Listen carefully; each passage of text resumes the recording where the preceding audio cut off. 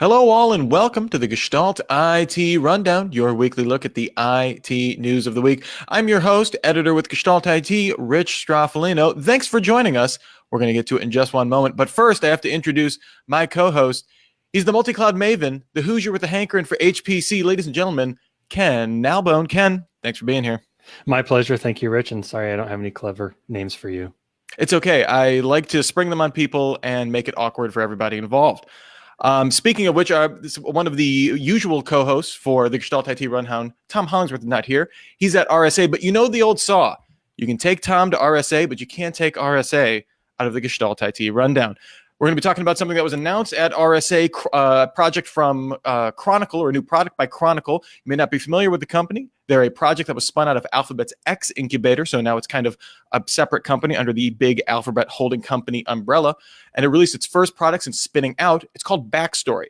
It's designed to collect, retain, and maintain history of network traffic. This will utilize a lot of Google's search IP and look for overarching patterns across combined data sets of clients, with the ability to opt out for those that are privacy conscious, but kind of the idea of, you can pool everybody's information and look for overall patterns, especially when it comes to threats and that kind of stuff. Chronicle has partnerships with Avast and Proofpoint, and is integrating with endpoint security system Carbon Black. I've seen this kind of spun as a Splunk competitor and a lot of the media coverage there. And certainly some of the sources I was looking at were saying that there was a precipitous drop in the Splunk stock price right after this was announced. So maybe the market also seeing that as well. But here's where I think it gets really interesting. Chronicle is making the pricing for this, for Backstory, completely flat on a per user or per employee basis for a company, rather than looking at it by the amount of data stored or streamed, as is the case of Splunk. Is the combination, Ken, of, let's say, a Google Compute backend, kind of even though this is not a Google product proper, but, kind of the Alphabet Compute, the search chops, UI, and a predictable pricing, a magic combination in this market? I think the technologists are going to love the Google, but not so Google Compute backend for sure, and the technology that they bring to the table. The bean counters are going to love the predictable pricing. I mean, that's a big thing these days when enterprise is trying to make a switch from CapEx to OpEx. Predictable costs are a big deal. I do think that, uptake might be slow because, yeah, this isn't technically a Google product, but it's still in that family, and Google has a reputation for just suddenly shuttering projects that they no longer care about. I don't know. What do you think with the partnerships they have with these other companies, such as Carbon Black and Avast and Proofpoint? Is that a stronger signal that they're committed to this and that people can rely on it? Do you think that people are going to have that reaction that I'm not sure I want to take on the product? I'm not sure it's going to be there in a year or two. I think the fact that this was spun out into its own company and they waited to do that until they released something is definitely a strong indicator that, okay, this isn't going to be, one of the weird journalism projects or something that they do that can get shut down at any time, or even, a weird Google lab or a Gmail lab experiment or something like that. I do think that gives it a little bit more of credibility of, kind of being an quote unquote independent company.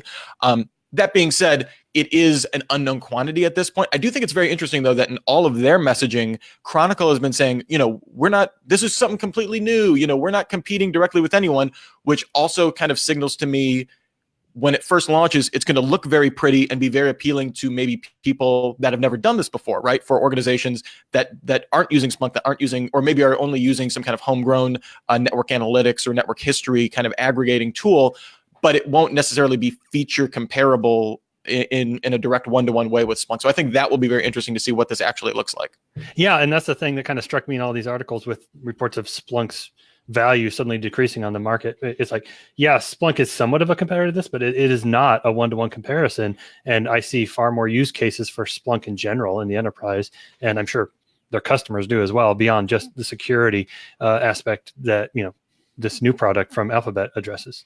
Yeah, and what's the API story going to be? What's the integration story going to look like? Are you going to have to partner with individual endpoint protection services to kind of get the benefits of this?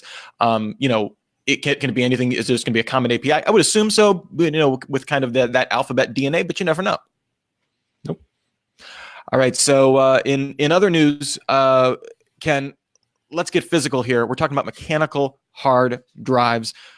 Kind of the big story about mechanical hard drives recently, adding a lot of density, but performance has kind of just been where it's at for, the past 10 years. You can make a drive spin faster, but when you're spinning at the same rate, IOPS hasn't really been moving. But we've seen some interesting movements from both Western Digital and Seagate showing off dual actuator designs. This is designed to give you better IOPS per terabyte, and specifically is really looking at hyperscalers. Kind of, single drive, better IOPS per terabyte. Sounds good, right? There's been previous attempts at dual actuators that have been, I'm going to say, horrible. Basically, what these tried to do is put two heads on the same platter. So if you think about it as a record player, putting a second arm on the same record causes all sorts of vibration issues and increased heat, which leads to eventually to increased failure rates, which is like a big deal when it comes to hard drives. You don't want these to fail all that much. These new designs from Seagate and Western Digital both kind of use the same methodology or the same basic idea. They keep one head per platter, but the top and bottom actuators are on the same pivot but act independently. So you can think of it as a stack of 4, 5, 6 platters. You would divide that evenly. So if it was 6, it would be 3 and 3. The top actuator would control 3, the bottom would control the bottom 3. They can be completely separate and independent of each other, operating within those groups of 3. Western Digital is putting this on a SAS drive, and this can actually be seen as independent hosts. So when you're looking at it as addressable, you actually see 2 disks. It's just within the same drive. Overall, there's a lot of power savings, 26%, which when you're talking about hyperscalers with thousands, if not hundreds of thousands of disks, can add up a lot. You can get double the performance per slot, again, because basically it's kind of like a little RAID 0 package in there if you want to dumb it down to a stupidly simple way. Seagate calls their tech Mach 2, kind of operates on a similar basis. We don't have quite as much technical detail. There was actually, at Storage Field Day last week, Western Digital did a little bit of a deep dive and give a little bit of a preview of what they're going to be doing this. And they're going to be sampling this and showing off demos of this, I believe, at the Open Compute Conference, if I'm not mistaken. So rather than just, when we're talking about hard disk here, these companies are trying to get more IOPS per drive rather than just simply increasing density. That's certainly always going to be something that they're going to want to do. But how does that impact the long-term use of spinning disk in the data center, if we can squeeze out extra IOPS here? Because theoretically, it doesn't have to be just 2 independent actuators. Seagate is being very aggressive and saying, we could see 3, 4 in there at some time. I'll say what this says to me is that the rumors of the hard drive's death are greatly exaggerated, right? We keep seeing one innovation after another that, it's not really pushing the hard drive forward to be somehow competitive with SSDs. Nobody's expecting that, but the value proposition is still there, right? You want massive amounts of data and you want to be able to access it in a reasonable amount of time. You're not looking for a high performance application, but you want some cheap and deep storage, as folks say. And innovations like this kind of keep it in the running for that. So everybody keeps talking about, well, we've made so many innovations with density within SSDs and in terms of cost that are going to really make it competitive with a hard drive. And then something like this comes out. We're not just increasing platter density anymore. Somehow we're increasing performance per terabyte with these dual actuators.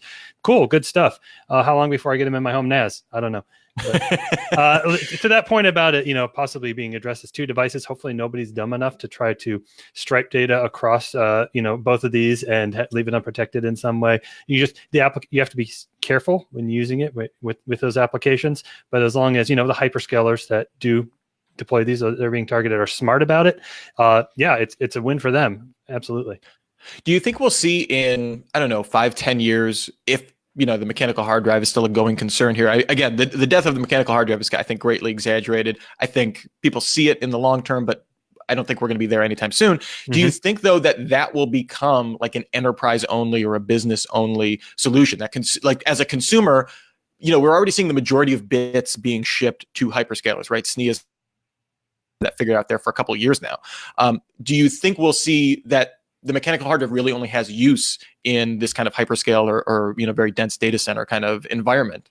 Yeah, I would think so, because what are consumers buying? They're buying laptops and desktops with a drive big enough to boot in and store some of their data. They don't need the vast amounts of space. Some consumers buy a NAS, and put it in their house for their long-term storage of their photos and home videos and whatever. And we'll probably see the physical drives continue in those for years to come. But by and large, the majority of consumer drives are going to be SSDs, even NVMe, depending on what they're buying, for their own personal use. And even, the work machines, the laptops and the PCs on the desks of enterprise companies all over, not just America, but worldwide, they're going to be some kind of solid state as well, that I would expect. Well, going from the most pedestrian, perhaps, of storage mediums, sure, why not? Let's head on over to the cutting edge. We're talking about quantum computing. Mainstream quantum computing, still a ways off. Let's be real here. D-Wave's out there doing their weird quantum mechanical or like traditional computing kind of combination there. But pure quantum computing, I think, is still very much a science experiment. But Microsoft is making plans to stay relevant after classical computing is over. The company announced their Microsoft Quantum Network, a group of individuals and organizations that will work with Microsoft to advance quantum computing, develop practical applications, and build, kind of how quantum computing will work in business, the enterprise, personally, going forward.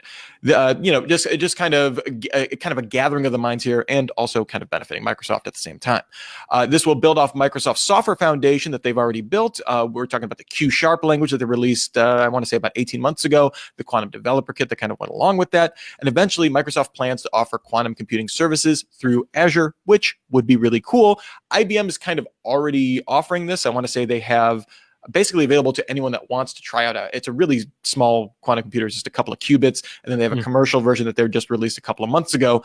But still, again, I feel like that's just for testing purposes at this point. Microsoft talking about a very serious, Azure business application. We still have yet to see Microsoft's debut of a universal quantum computer, what they're calling something that's much less error prone than anything that's out there right now. Requires a ton of precision and supercooling and all sorts of craziness that quantum computers kind of need at this point. Until that happens, can we really evaluate Microsoft's approach to this emerging field, or is it safe to say that these are at least solid foundations? It seems to me that they're definitely putting the cart before the horse with this one, just because they want to be aspirational, prepared for the future. But as you said, we've got development kits for products that aren't out there yet. Okay, great, you can develop this, but you can't do anything to test it or prove out anything until all of a sudden, this magical quantum computer just comes through the door. But what about when it does come? What is it going to do, not only for these, as we said, as I said, aspirational goals, forwarding, biotech and science, but what if somebody starts all of a sudden using it to attack cryptography, which should be far easier to attack with a quantum computer than it would with a traditional computer?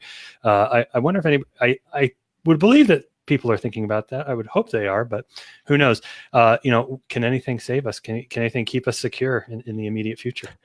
I think actually, who is it? Is it Bruce Schneider, the security researcher, has a number of posts kind of looking at a post-quantum cryptography future and kind of the steps that are being taken on there. Certainly, I think a lot of approaches become null and void whenever that happens. However, luckily, we're not at the point where someone's just going to turn on one tomorrow and all of a sudden, classical computing as we know it is going to go away. I think even after we get to practical quantum computing, it's going to be a number of years before that gets down to any kind of level where that becomes a concern. At least I hope so. And I say this, and then secretly multiple national governments all have quantum computers have just completely shattered encryption for years and years and years. We just don't know about it yet.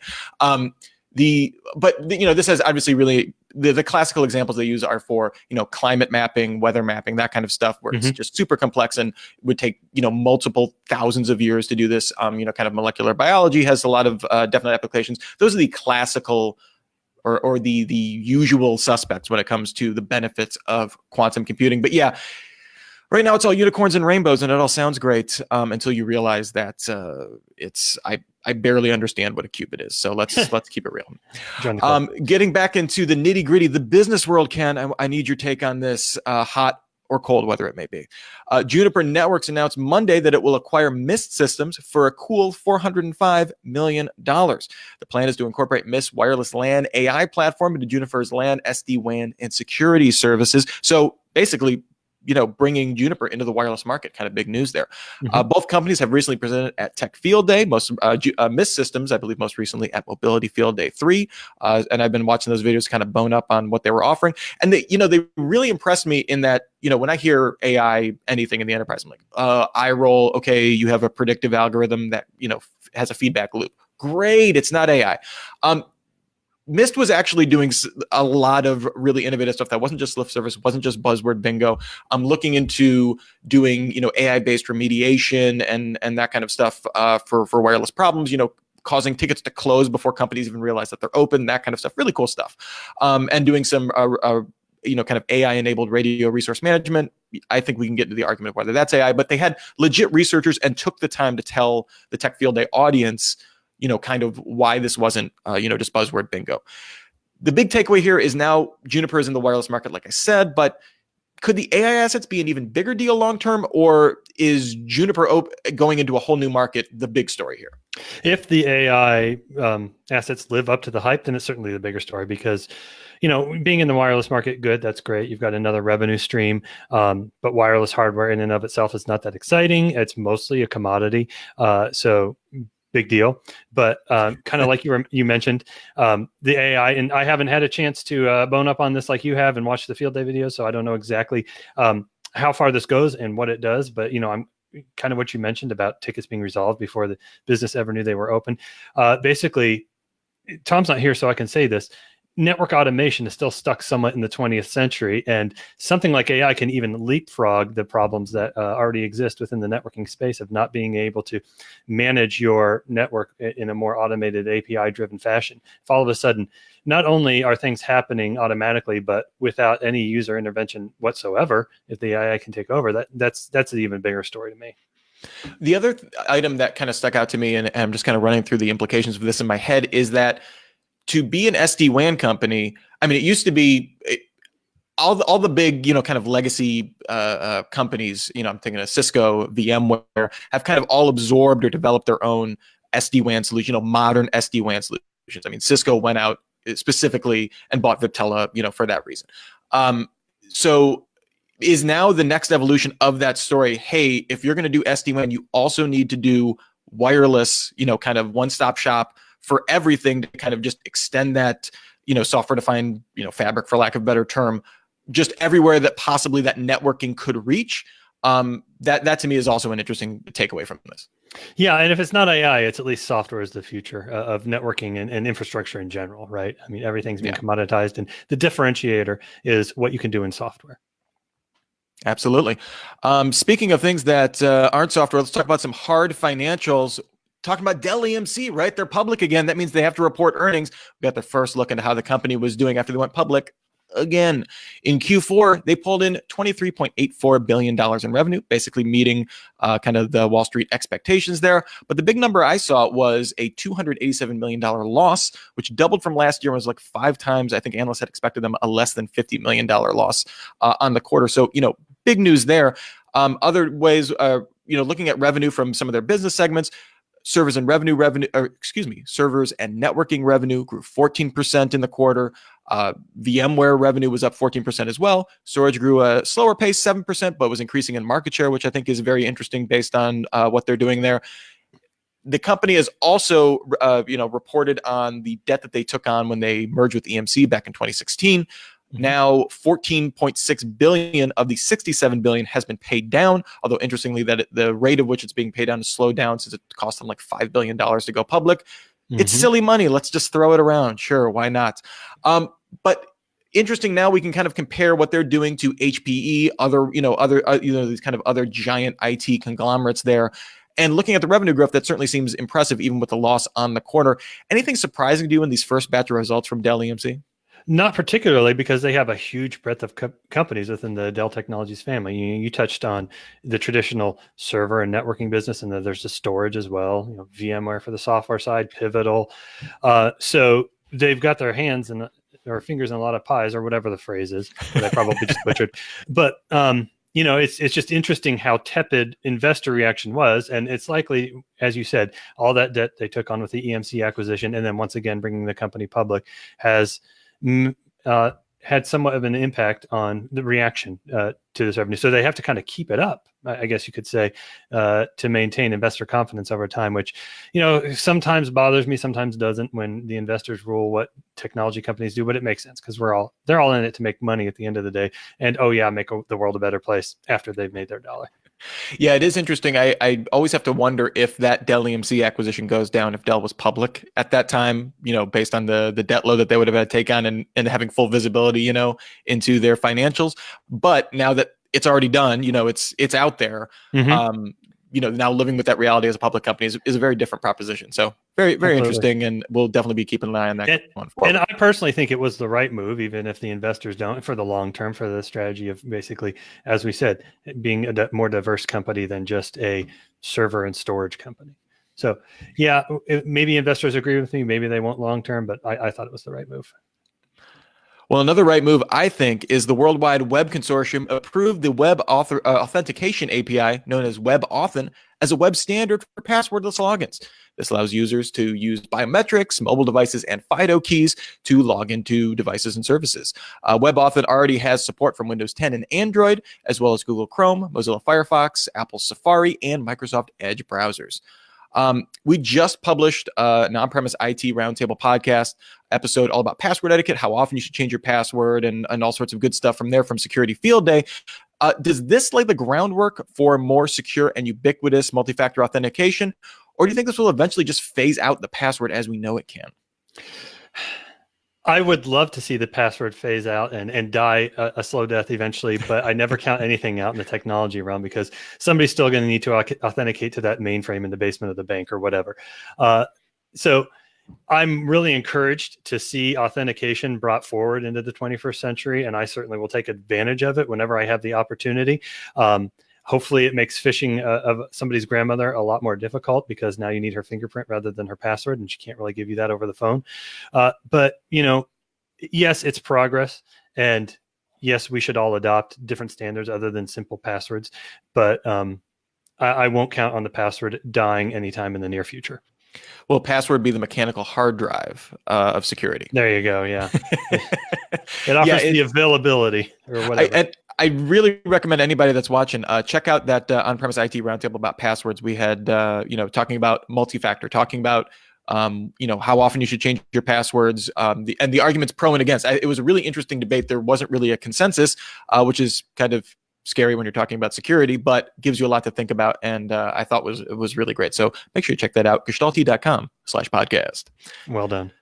And finally, talking about just an interesting development here. We had last week, I believe, we talked about Microsoft releasing the HoloLens 2, and now we have a job posting stating that Facebook is planning to release a dedicated enterprise edition of the Oculus Go and Oculus Quest headsets.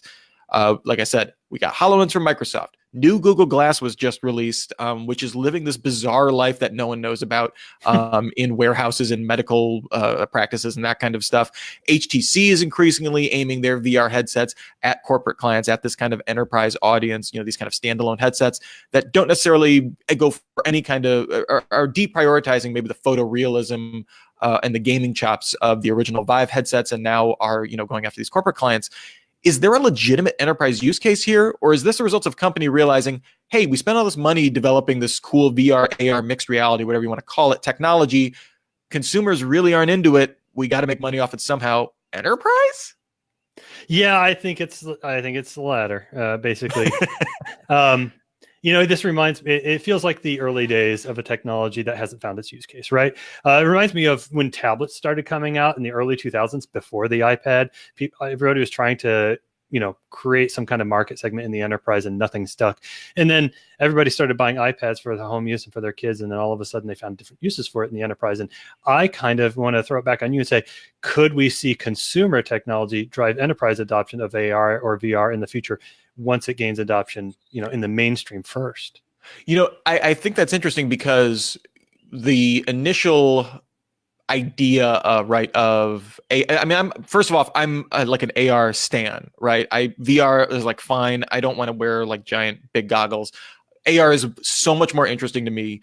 But initially we saw Google Glass kind of maybe trying to do the light AR, trying to basically put a cell phone in your eye or something like that. We've seen Microsoft approach, which is much more, okay, we're going to have crazy stuff coming out of here. We're going to replace monitors by just having the idea, just having flat panes that you can move around. It's a little bit more interactive. I still think that Google Glass idea is a better idea. And we've seen, I want to say it's a company called Vaunt do some consumer glasses that actually don't look like dystopian cyberpunk wear. They just look like kind of just regular thick plastic glasses. I think that has more potential to catch on with consumers who just want to maybe have a way to deal with notifications, maybe listen to some music, that kind of stuff. Even though it's still a tough ask, right? Because I don't think we definitely don't have the UI down, right? We don't have the hardware down. So right now we're mostly like, does this demo video make a compelling use case for consumers?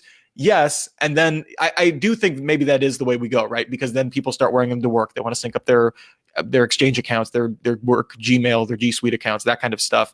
And then, enterprise, just like what happened with cell phones, enterprises eventually just kind of be like, okay, we're going to need to deal with this at some point. And Apple will be 3 years late to everybody. Whatever, that's fine. But all of a sudden they'll bring out a product that captures the imagination for whatever reason.